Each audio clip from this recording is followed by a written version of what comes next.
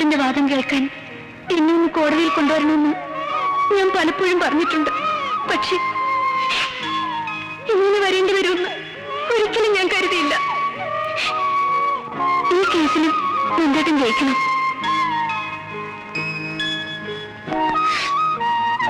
എന്റെ മോനോട് എനിക്ക് പറയാലോ, നിന്റെ അച്ഛൻ തോൽവി അറിയാത്ത ഒരു പ്രശസ്തനായ വക്കീലാണെന്ന്.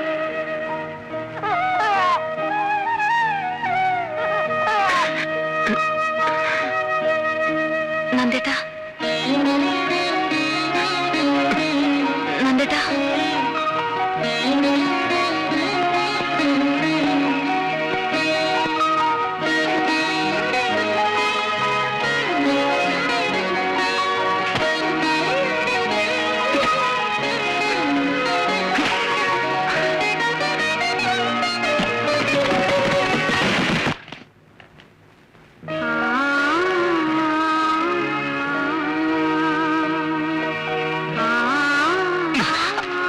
വൈകുന്നേരം എന്താണ് കുത്തിവെക്കുന്ന അറിയണമല്ലോ.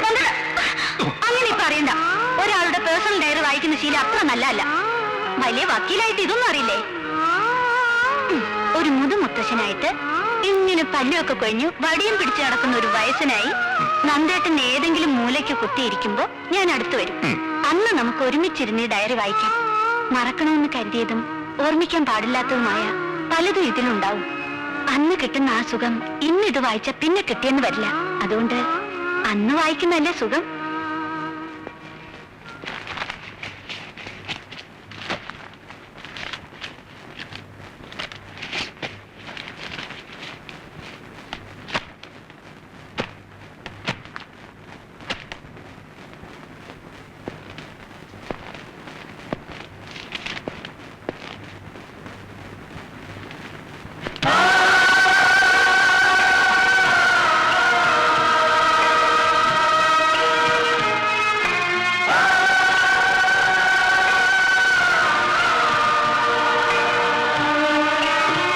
കുസൃതിത്തരങ്ങളൊക്കെ എഴുതി പിടിപ്പിച്ചിട്ടുണ്ടാവും.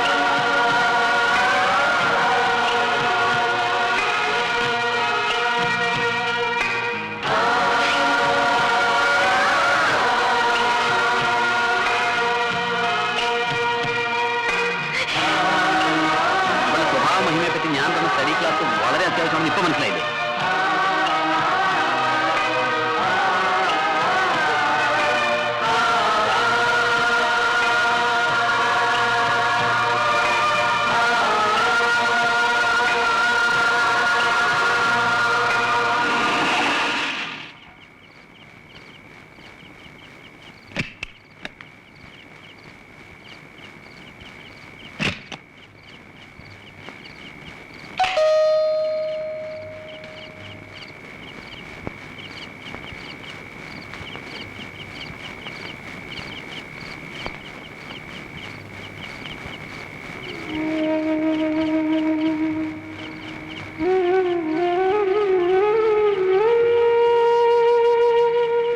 ഭാനു എന്നോട് ക്ഷമിക്കണം. എനിക്ക് തെറ്റുപറ്റി. മാപ്പർഹിക്കാത്ത തെറ്റ്. ഞാൻ ഭാനുവിനെ തെറ്റിദ്ധരിച്ചു. എന്നെ ഉള്ളു തുറന്ന് സ്നേഹിച്ച ആതിരയെ ഞാൻ അവിശ്വസിച്ചു. ഇപ്പൊ ഇങ്ങനെ തോന്നാൻ ഞാൻ അവളുടെ മനസ്സ് കണ്ടത് ഇപ്പോഴാ ഭാനു. അവളുടെ ഡയറിയിൽ നിന്ന്. നന്ദേട്ടന്റെ സംശയം മാറാൻ അവളുടെ ഡയറി വേണ്ടി വന്നൂല്ലേ? നന്ദേട്ടൻ ആതിരയെ കണ്ടോ? ഇല്ല. നമുക്ക് അങ്ങോട്ട് പോയാലോ? എനിക്ക് അവളോടൊന്നും പറയാനുള്ള ധൈര്യമില്ല ഭാനു. അവൾ എന്തെങ്കിലും തിരിച്ചു ചോദിച്ചാൽ. വേണ്ട, ഞാൻ അവളെ പറഞ്ഞ് ബോധ്യപ്പെടുത്താം. നന്ദേട്ടന്റെ സംശയം മാറിയെന്ന് പറഞ്ഞാൽ അവളും കുഞ്ഞു ഓടിയെത്തും.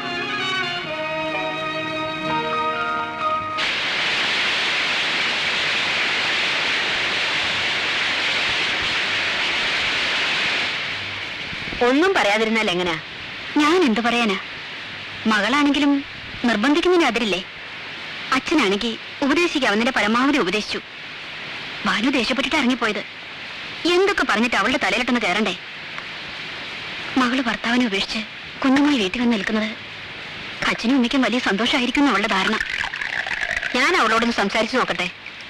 നന്ദേട്ടനെ ഒരു നിമിഷം പോലും പിരിഞ്ഞിരിക്കാൻ പറ്റില്ലെന്ന് കരുതിയോളാം ഞാൻ.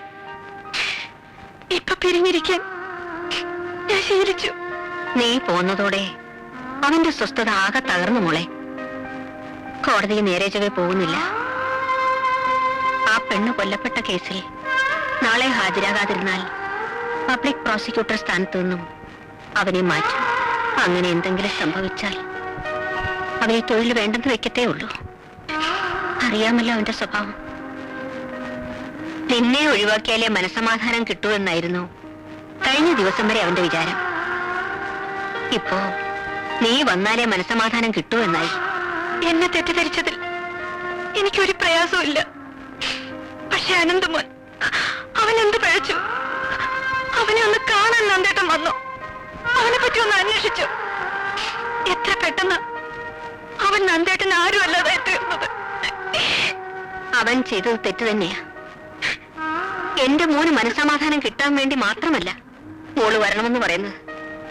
കൊള്ളരുതാത്തവനാണെങ്കിലും ഒരു ഭർത്താവുള്ളതാണ് സ്ത്രീക്ക് ധൈര്യം. ഇനി മോള് സ്വസ്ഥമായിട്ടൊന്ന് ആലോചിക്കുക. ഇതിൽ കൂടുതലൊന്നും അമ്മയ്ക്ക് പറയാനില്ല.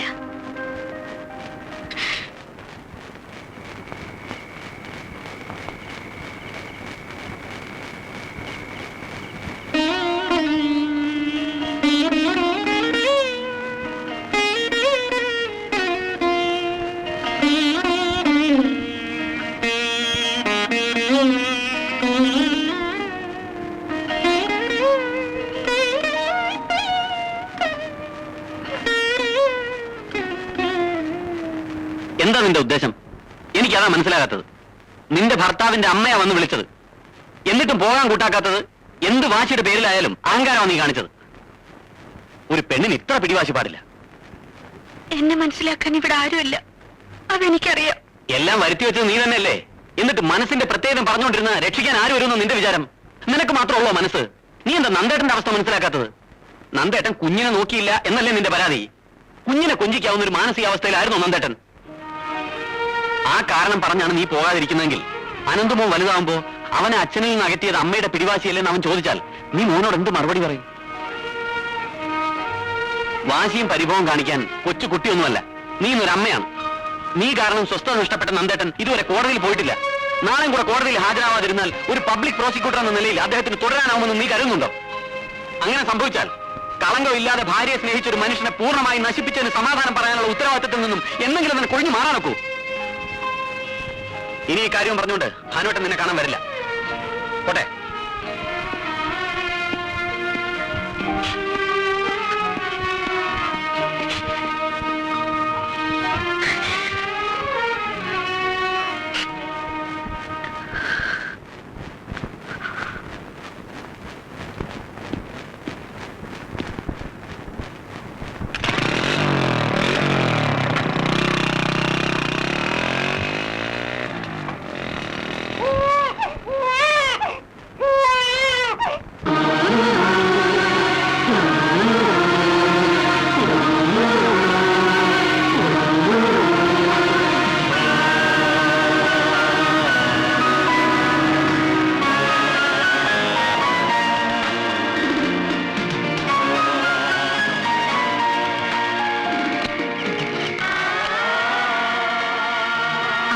നന്ദനോ? കേറിയിരിക്കെ. ഇരിക്കാമെന്നല്ല, എനിക്ക് അവളെ ഒന്ന് കാണണം. അവളെ അങ്ങോട്ട് അയക്കാൻ ഞങ്ങളെ കഴിയുന്നതൊക്കെ ചെയ്തോണ്ടിരിക്കുക. ഇനി ആരും അതിന് ബുദ്ധിമുട്ടണ്ട. എനിക്കൊരു തെറ്റുപറ്റി. അത് തെറ്റാണെന്ന് ബോധ്യപ്പെട്ട നിമിഷം ഞാനത് തിരുത്താൻ ശ്രമിച്ചു. ഞാൻ പറയുന്നത് കേൾക്കാൻ നീ തയ്യാറായില്ലെങ്കിലോ എന്ന് കരുതി കാര്യങ്ങൾ ബോധ്യപ്പെടുത്താൻ ഞാൻ ഭാനുവിനെ അയച്ചു. അതും പോരാഞ്ഞ് എന്റെ അമ്മ വന്ന് നിന്റെ കാല് പിടിച്ചു. എന്നിട്ടും നീ നിന്റെ വൃത്തികെട്ട വാശി ഉപേക്ഷിക്കാൻ തയ്യാറായില്ല. എന്റെ അമ്മയെ ധിക്കരിച്ചവളെ എനിക്കിനി ആവശ്യമില്ല. ഒരു പുരുഷന് താഴാവുന്നതിന്റെ പരമാവധി ഞാൻ താണു. മാപ്പറിയിക്കാത്ത വിധത്തിൽ ഇത്ര ക്രൂരത കാണിക്കാൻ ഞാൻ കൊലപാതകമൊന്നും ചെയ്തിട്ടില്ലല്ലോ. ഞാൻ ഇവളുടെ കഴുത്തിലൊരു താലി കെട്ടിയിരുന്നു. അതിങ്ങ് തിരികെ വാങ്ങാനാ വന്നത്. എന്ത് ബുദ്ധിമോശാ നന്ദിനി പറയുന്നത്? പൂർണ്ണ ബുദ്ധിയോടെ തന്നെയാ പറയുന്നേ. ഞാൻ കെട്ടിയ താലിയുമായിട്ട് നീ ഈ വീട്ടിൽ നിൽക്കണ്ട. അതിങ്ങ് വന്നേക്ക്. ഇല്ല, ഞാൻ തരില്ല. എന്നോടൊപ്പം ജീവിക്കാനുള്ള മനസ്സ് നിനക്കില്ലെങ്കിൽ എന്നെ കുറിച്ചുള്ള ഓരോ ഓർമ്മയും ഇവിടെ അവശേഷിക്കണ്ട.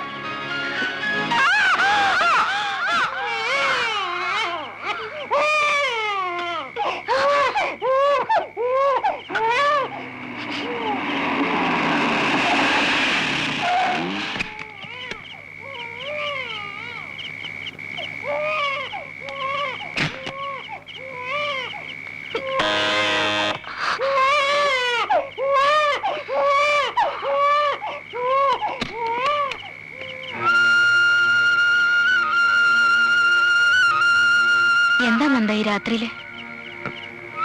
ആതിരെ ഒന്ന് കാണണമെന്ന് തോന്നി.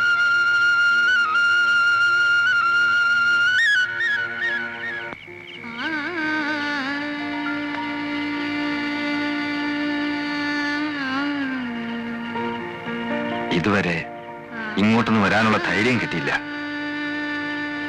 കുറ്റബോധം കൊണ്ടാ. ആതിരെ, എല്ലാം മറന്ന് നീ എന്റെ കൂടെ വരണം. എന്തിനാ ഞാൻ വരുന്നത്? നന്ദേട്ടന്റെ കുറ്റബോധം മാറ്റാനോ? കോടതിയിൽ നാലാളുടെ മുമ്പിൽ വെച്ച് ഞാൻ പിഴച്ചവളാണെന്ന് പറയുമ്പോ ഇല്ലാതെ പോയ കുറ്റബോധം ഇപ്പോഴെന്തിന്? എന്റെ കാര്യം പോട്ടെ, അനന്തമോന്റെ കാര്യം നന്ദേട്ടൻ ഓർത്തോ? അവന്റെ ഭാവിയെ പറ്റി ഒരു നിമിഷമെങ്കിലും ചിന്തിച്ചോ? നാട്ടുകാരുടെ മുന്നിൽ എന്റെ മോൻ ഇനി എന്ത് സ്ഥാനമാണുള്ളത്? വീണ്ടും വിചാരമില്ലാതെ ചിന്താശക്തി പോലും മരവിച്ചു പോയൊരവസ്ഥയിലായിരുന്നു ഞാൻ. നിന്നെ ഞാൻ ഒത്തിരി സ്നേഹിച്ചു പോയി. അതുകൊണ്ടാ ഒത്തിരി വിറക്കേണ്ടി വന്നത്. അത്രയ്ക്ക് സ്നേഹം ഉണ്ടായിരുന്നെങ്കിൽ എനിക്ക് പറയാനുള്ളത് കേൾക്കാൻ നന്ദേട്ടൻ ഒരു അവസരം തന്നു. ആ കത്തിനെ പറ്റി നന്ദേട്ടൻ എന്നോടൊരു വാക്ക് ചോദിച്ചു.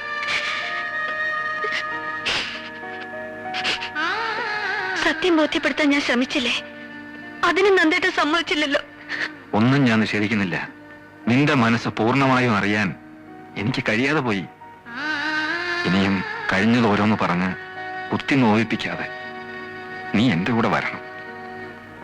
ഇല്ല, പിഴച്ച ഭാര്യയെ ഉപേക്ഷിച്ച അഡ്വക്കേറ്റ് നന്ദകുമാർ ഇപ്പൊ സമൂഹത്തിൽ മാന്യനാണ്.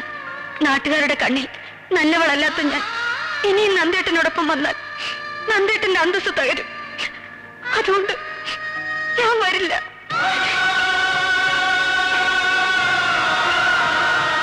കുറച്ചു നാളത്തേക്കായിരുന്നെങ്കിലും കുറെ നല്ല ഓർമ്മകൾ നന്ദേട്ടൻ എനിക്ക് തന്നല്ലോ. അത് മതി എനിക്കിനി ജീവിക്കാൻ.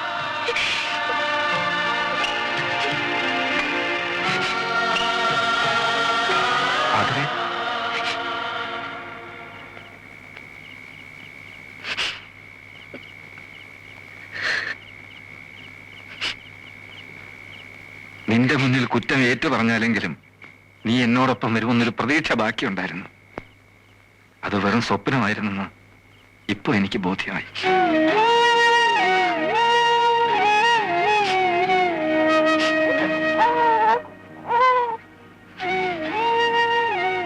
ഒരപേക്ഷയുണ്ട്. വല്ലപ്പോഴും എനിക്ക് എന്റെ മോനെ ഒന്ന് കാണണമെന്ന് തോന്നിയാൽ അതിനുള്ള അവകാശം നിഷേധിക്കരുത്.